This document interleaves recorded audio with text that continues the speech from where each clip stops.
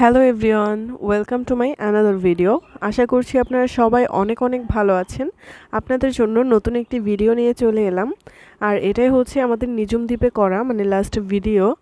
তো চলুন শুরু করা যাক। বাংলাদেশে বা বলবো আমাদের পৃথিবীতে আল্লাহর সৃষ্টি কত সুন্দর সুন্দর জায়গা আছে, হয়তো না গেলে সেগুলো দেখাই যায় না।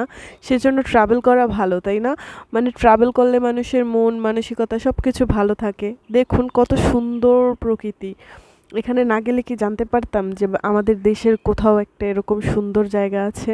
এখানে দেখুন কত লাল কাঁকড়া মাটির নিচে চলে যাচ্ছে। এটা একটা ব্রিজ ছিল, ব্রিজটা হয়তো কোনো কারণে ভেঙে গেছে। ওই যে দেখা যাচ্ছে লাল কাঁকড়াগুলো মাটিতে ঢুকে পড়ছে। ব্রিজটা ভেঙে যাওয়ার পর এখানে একটা কাঠের ব্রিজ তৈরি হয়েছে, আমরা ওই পাশে যাব, সেজন্য এটা দিয়ে পারাপার হচ্ছিলাম। আর এখানে তো ওরা এসেই মাছ ধরতে নেমে গেছে, যেই শুনেছে যে এখানে মাছ পাওয়া যাবে সেজন্য এখানে জাল দিয়ে মাছ ধরতে নেমে গেছে পানিতে। এখানে হচ্ছে অনেকগুলো চিংড়ি মাছ, তারপর আরও কি কি মাছ যেন ছিল, ওরা হচ্ছে ধরছিল চিংড়ি মাছগুলো। আর সাথে হচ্ছে ওরা পেয়েছিল কাঁকড়া, তারপর হচ্ছে ওলিয়া মাছ, বেশিরভাগই পেয়েছি হচ্ছে চিংড়ি মাছ। আর আমরা এখানে ওরা এখানে নেমেছিল ওই চিংড়ি মাছ ধরার জন্য, যেই শুনেছে এখানে চিংড়ি মাছ পাওয়া যায়। আমাদের এইদিকে তো এখন সচরাচর চিংড়ি মাছগুলো ধরতে পাওয়া যায় না।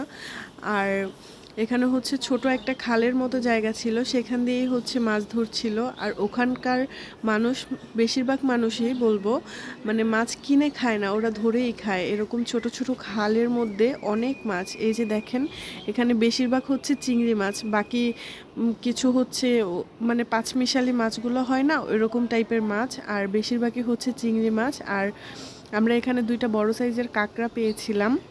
ওইখানে গিয়ে সবচেয়ে মজাদার যে বিষয়টা আমার লেগেছে, ওখানে মাছের দাম জিজ্ঞেস করেছিলাম। আমরা বাজারে গিয়ে চিংড়ি মাছের বড় ছোট সকল সাইজের দাম জিজ্ঞেস করেছিলাম। তো যেটা সবচেয়ে বেশি মজাদার লেগেছে সেটা হচ্ছে ওখানে নাকি চিংড়ি মাছের দাম 150, 100, 200 এরকম করে কেজি। যেই চিংড়ি মাছটা আমরা এখানে ঢাকাতে হচ্ছে 1600, তারপর 1500 এরকম করে কেজি কিনে খাই, সেখানে এই মাছের দাম নাকি শুধু 100 আর 150 করে কেজি। ভাবা যায় কত ডিফারেন্ট। আমরা এখানে তো তারপর তাজা মাছটাও খেতে পারি না, আর ওরা হচ্ছে নদী থেকে বা এরকম খাল থেকে ধরে তাজা মাছ খায়।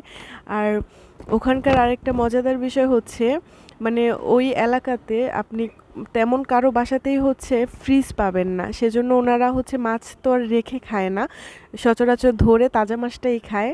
আর এই যে হচ্ছে একটা কাঁকড়া ধরার পর এটা উপরে ফেলেছিল, তো এটাকে নিয়ে ওরা দুইজন হচ্ছে ধরার চেষ্টা করছিল। তো এই যে ও এখানে হচ্ছে কাঁকড়াটা ধরে নিয়েছে, আমি জিজ্ঞেস করছিলাম এটা কি কাঁকড়া, তারপর ও বলছিল কি যেন একটা নাম বলেছিল, আমি ভুলে গিয়েছি। এই যে দেখুন কাঁকড়া কিন্তু খুব সাবধানে ধরতে হয়, না হয় হচ্ছে কামড়ে দেয়। আর এখানে প্রচুর বাতাস ছিল, আর যখন জোয়ারের সময় থাকে তখন এই জায়গাগুলোতে অনেক পানি হয়। আর পাশেই ছিল জঙ্গলের মতো একটু জায়গা, আর সূর্যটা কত সুন্দর লাগছে দেখুন। তারপর হচ্ছে আমরা এখান থেকে এখন একটু ব্যাক করব, আর এখান থেকে ব্যাক করে আমরা যাব নিঝুম দ্বীপ জাতীয় উদ্যানের ওই দিকে। এই নিঝুম দ্বীপ জাতীয় উদ্যানের এই দিকে হচ্ছে আমরা একটা টিউবওয়েল পেয়েছিলাম, এখান থেকে পানি নিয়েছিলাম। পুরো এলাকা জুড়ে কয়টা যেন সরকারি শুধু টিউবওয়েল ছিল, সবার বাসাতেও টিউবওয়েল ছিল না। এখানকার মানুষের খাবার পানির জন্য একটু কষ্ট করতে হয় অনেক। একটা রাস্তা চলে গিয়েছে বাজারের দিকে, আর এই রাস্তাটা চলে গিয়েছে বনের ভিতরে। তো আমি এখানে দেখছিলাম বনের মধ্যে কি কি নির্দেশনা দেওয়া ছিল, এখানে সব কিছু একটু দেখছিলাম এখান থেকে। আর আমরা একটু হাত মুখ ধুয়ে নিচ্ছিলাম, তারপর হচ্ছে পানি টানি বোতলে ভরে নিচ্ছিলাম খাওয়ার জন্য, সচরাচর পানিটা পাওয়া যায় না ওখানে।